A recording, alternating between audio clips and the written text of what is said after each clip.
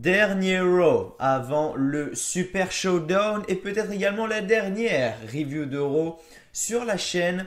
Je vous donne rendez-vous le mardi après le Super Showdown. Je vous donne un petit peu le programme de la semaine et de la vidéo qui va être vraiment très importante à ne pas manquer. Je sais, je vais vous le répéter toute la semaine. Mais je veux qu'un maximum de monde soit sur cette vidéo car elle va vraiment être très importante pour le futur de la chaîne. Alors, aujourd'hui review de Raw. Aujourd'hui review de Raw tranquillement. Demain review de SmackDown. Donc demain mercredi review de SmackDown. Après-demain jeudi pronostic du Super Showdown. Vendredi, rien du tout. Vendredi, c'est un peu les préparations pour le live réaction, etc.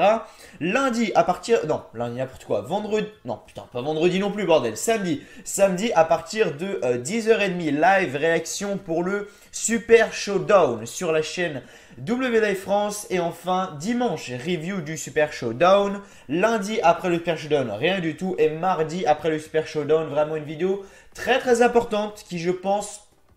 pas va vous faire plaisir, mais voilà, vraiment pour suivre le futur de la chaîne, ça sera vraiment important d'être là mardi prochain. J'insiste vraiment sur le mardi prochain, soyez là vraiment parce que ça va vraiment être très important.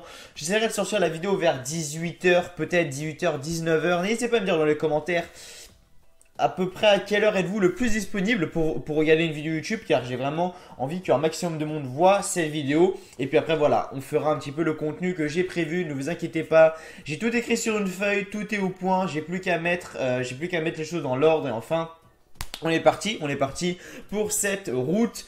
Vous inquiétez pas, en tout cas voilà.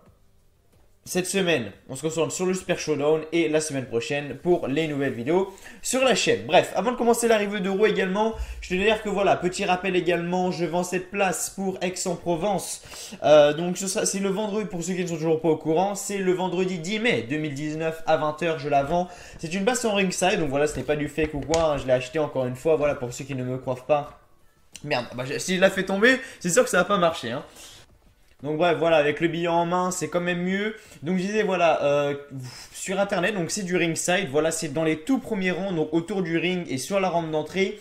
Du coup, voilà, la place sur internet, vous pouvez uniquement la trouver à 95 € et je peux vous la vendre à 10, voire même 20 € moins cher. Donc voilà, si vraiment ça vous intéresse, ajoutez-moi sur les réseaux sociaux, donc que ce soit Snapchat ou Twitter.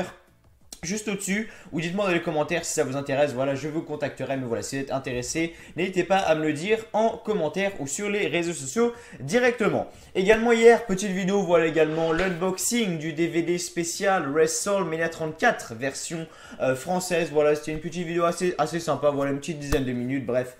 Tout ça pour vous montrer le nouveau DVD WrestleMania 34, version française qui est donc sorti. Mais voilà, là je suis pas là pour vous parler de tout ça, je suis bien évidemment là pour vous parler de la review de Raw, même si je pense que c'est la dernière. Bref, après le Super Showdown, vous allez voir. Raw, ce soir, bon, que dire, à part que, bon, le show était pas mauvais, pas exécrable non plus, pas comme la semaine dernière. Mais honnêtement, en fait, c'est simple, ils font deux choses, la WWE actuellement. Ils nous teasent le Super Showdown au maximum, et également le Mix Match Challenge. C'est les deux seules choses qu'ils font. Il y a SmackDown, ils vont se taper la même chose ce soir. Croyez-le ou non, ça va être exactement la même chose. Mais voilà, pour le Super Showdown, le pire c'est que, ok, aucun titre du côté de Raw ne sera défendu. Ça c'est juste lamentable, mais bon, ça c'est une autre histoire. Mais honnêtement, je me dis qu'honnêtement, le show ne va pas être mauvais. Quand je regarde la carte, je me dis, la carte elle a quand même de la gueule. Quand je vois que on a des tendances de heel avec Dean Ambrose qui, peut-être que Dean Ambrose va faire un heel turn samedi, ça sera pas dimanche, ça sera donc samedi le Super Showdown, peut-être qu'il va faire un heel turn samedi face au Shield et donc du coup rejoindre le clan Braun Strowman, Drew McIntyre et Dolph Ziggler, peut-être, je sais pas du tout ce qui va se passer, mais voilà, quand on voit qu'il se passe ça, quand on voit qu'on aura Undertaker contre Triple H avec Kane et Shawn Michaels des deux côtés, quand on voit qu'on a quoi, on a Ronda Rousey et Bella Twins contre le Riot Squad. Franchement, vraiment, la carte est pas dégueulasse. Regardez la carte du Super Showdown. Et franchement, c'est pas horrible. Vraiment, c'est pas horrible. Donc, j'ai vraiment hâte de voir ça. Et puis après, quand je dis qu'il utilise le Super Showdown, c'est comme par exemple quand on a des matchs Bayley accompagné de Finn Balor contre Alicia Fox et accompagné de Jay Normal, par exemple. Après, Voilà, bon, le Super Showdown, personne n'en a grand chose à faire hein, de toute façon. Mais après voilà, comme j'ai dit, de toute façon les Raw comme d'habitude, le point négatif c'est que c'est beaucoup trop long. Mais bon après voilà, c'est pas non plus désagréable de fou. Voilà, celui de cette semaine, c'était pas désagréable parce que comme j'ai dit, il nous tease le Super Showdown au maximum. Parce que regarde, on va regarder ça. Hein. Au début on commence le show avec une promo de Dean Ambrose. Bon, tout ça pour qu'après Baron Corbin arrive, Braun Strowman arrive, bref. Super Showdown. Dean Ambrose contre Braun Strowman. Super Showdown. Roman Reigns contre Dolph Ziggler. Super Showdown. Ronda Rousey accompagnée de Bella Twins contre Ruby Riott accompagnée de Sarah Logan et Liv Morgan. Super Showdown. Bobby Roode accompagné de Chad Gable contre Connor accompagné de Victor. Ça par contre c'est pas Super Showdown. B-Team contre The Revival. C'est pas Super Showdown non plus. Seth Rollins contre Drew McIntyre, Super Showdown. Elias et Kevin Owens, Lio Rush, Bobby Lashley, Super Showdown. Bayley, Finn Balor, Alicia Fox, Jinder Mahal, ça c'est pour le Mix Match Challenge. Et enfin, à la fin, on a la promo avec Shawn Michaels, Undertaker, Kane, enfin Triple H. C'est également pour le Super Showdown. Tout ce qui était quasiment dans le show, à 90%, c'était pour le Super Showdown. Bon, ça ne me dérange pas après, parce que comme je vous l'ai dit, le Super Showdown, j'ai vraiment envie de le voir. Mais voilà, après, vraiment, ok, il y a le Super Showdown, mais après, qu'est-ce qui se passe? Je sais pas, vraiment, je sais pas, mais après, voilà, je vais tout de suite rentrer dans la review du show, parce que comme j'ai dit, j'ai vraiment rien à dire. Il nous utilise le Super Showdown, et j'ai rien à dire. C'est comme si moi, j'arrive demain, je vous fais une vidéo, par exemple, je sais pas, là, je vous fais les reviews de Raw, les reviews de SmackDown, tout ça. Et que, je sais pas, je vous fais une vidéo de 2 minutes par exemple. Demain je ferai une vidéo de 2 minutes en vous disant bah voilà, allez regarder la vidéo qui sortira après le Super Showdown, donc mardi après le Super Showdown, qui s'appellera donc l'avenir de la chaîne WWE France. Vous regardez la vidéo, vous vous dites ok bon bah voilà, mais vous n'aurez pas d'avis à donner sur la vidéo, alors que là sur la review de Raw vous pouvez vous donner vos avis sur le show, vous pouvez donner vos avis sur ce que j'ai dit, etc. Vraiment l'espace commentaire est fait pour ça, alors que si je fais une vidéo de 2 minutes en vous disant ah bah voilà soyez là mardi, j'ai une vidéo très importante à vous dire. Vous allez vous dire, bon ok c'est bien, mais il n'y a rien à juger. Ben, c'est exactement pareil, vraiment c'est exactement pareil. Mais voilà, les points positifs quand même. Dean Ambrose en tant que heel, ça se rapproche vraiment. Parce que voilà, Dean Ambrose, comme on voit la manière dont il était ce soir, vraiment, quand il a fait sa promo avec Charlie Caruso au début, on sentait que lui et le Shield, c'était pas trop ça. On a eu quelques segments en backstage également, où en gros, à un moment, voilà, de retour en coulisses, Ambrose reçoit l'aide du médecin, Seth Rollins arrive pour prendre des news, et Ambrose dit qu'il aimerait être le champion intercontinental maintenant. Et à la fin du show, donc vers la fin du show, on a Roman Reigns qui arrive justement voir Dean Ambrose. Et à la fin, Dean Ambrose sort cette phrase: je serais peut-être le champion universel si je n'étais pas si gentil. Donc bref, voilà. En tout cas, le heel turn Dean Ambrose, ça s'approche à grands pas. Les Author of Pain commence à avoir un léger push. Alors faut pas non plus s'exciter, c'est rien comparé à ce qu'ils faisaient à NXT. Mais voilà, on dirait que les officiels commencent à s'intéresser aux Author of Pain. Mais voilà, en tout cas, à voir ce qu'ils vont faire prochainement du côté du main roster. Mais voilà, pour l'instant, c'est pas non plus exceptionnel. La fin du show, Shawn Michaels, Undertaker, Triple H, Kane. Waouh, vraiment là, la fin du show était vraiment très bonne. Et après, comme j'ai dit dans le point négatif, bah, j'ai pas grand chose à mettre. À part qu'il y a trop de matchs bouche-trou. Il y a eu 2 matchs bouche-trou, comme par exemple Bobby Roode et contre Connor. Après, on a eu quoi? On a eu B-Team contre The Revival. Match bouche-trou. Et après, on a eu quoi d'autre comme match bouche-trou? Bah, il me semble que c'est tout. Hein. Ouais, il me semble que c'est tout. Après, voilà, j'ai vraiment du mal à m'intéresser par exemple à la feud entre Kevin Owens, Lio Rush, Elias et Bobby Lashley. Alors je comprends pas, ils auraient pu nous faire par exemple le match Elias et Kevin Owens contre Lio Rush et Bobby Lashley au Super Showdown. Mais non, ils nous font Kevin Owens et Elias contre Bobby Lashley et John Cena. Ils nous mettent John Cena à la place de Lio Rush. Money, hein, comme disent les Américains. Mais bon, après voilà, comme je l'ai dit, j'ai vraiment pas grand chose j'ai pas vraiment de choses à dire sur le show, pour être honnête avec vous. Voilà, le show était passable, mais comme j'ai dit, j'ai vraiment rien à dire dessus. Vraiment, pas autant de critiques, pas de choses à dire en fait. C'est limite dommage d'avoir un truc comme ça où t'as vraiment rien à dire, à part les résultats. Qu'est-ce que vous voulez que je vous dise, vu que tout était basé sur le Super Showdown. Et le Super Showdown, il l'utilise depuis après SummerSlam. Et SummerSlam, c'était en août. Nous sommes en octobre, donc bon. Je vais dire qu'il y a un problème, mais voilà, il y a quand même beaucoup de choses à faire. Mais bon, voilà, en tout cas, Raw était en direct de Seattle, dans l'état de Washington. Les commentateurs sont Michael Cole, Corey Graves et Renee Young, comme chaque semaine. Donc voilà, Si vous voulez mon avis sur est-ce que vous devez aller voir le show ou pas, honnêtement, allez le voir. Voilà, si vous êtes intéressé par le Super Showdown, c'est intéressant de voir ce show. Je vais donner les résultats maintenant. Donc si vous ne voulez pas, pardon, être spoil, passez la vidéo dès maintenant. Bref.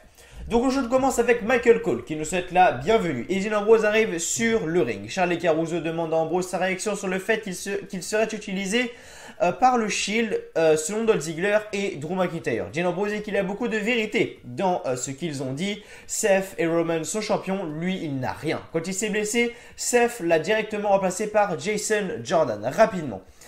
Charlie lui demande s'il a pensé au sujet de quitter le Shield. Ambrose dit qu'assurément il pense à beaucoup de choses. Ambrose retire son collier donc du Shield et dit que peut-être ça ne représente plus autant. Le Shield n'est pas un business mais une fraternité, ils vont toujours se battre ensemble. Bref, Ambrose allait retourner en coulisses, mais la musique du General Manager Baron Corbin commence et donc bref, il lui dit qu'en gros on aura un match contre Braun Strowman et Dean Ambrose. Donc en opener, donc on a donc Dean Ambrose contre Braun Strowman. Vraiment la qualité du match n'était pas dégueu, honnêtement ça fait du bien d'avoir un opener comme ça, vraiment Dean Ambrose contre Braun Strowman, deux personnes qui sont vraiment dans le main event du show. Ça fait du bien de les avoir en opener du show simplement. Et vraiment le match était vraiment pas dégueu. Malheureusement qui est arrivé Roman Reigns, bien évidemment pour gâcher la fête. Roman Reigns est arrivé à la fin sur le ring pour faire un Superman Punch sur Braun Strowman et donc l'arbitre arrête le combat. Donc Braun Strowman gagne le match par disqualification. Ensuite Seth Rollins arrive, bref tout le monde se casse la gueule. Dean Ambrose, Seth Rollins, Drew McIntyre, bref ça je pense que vous avez compris, j'ai pas besoin de vous faire un dessin. Juste après donc on a eu Roman Reigns contre Dolph Ziggler.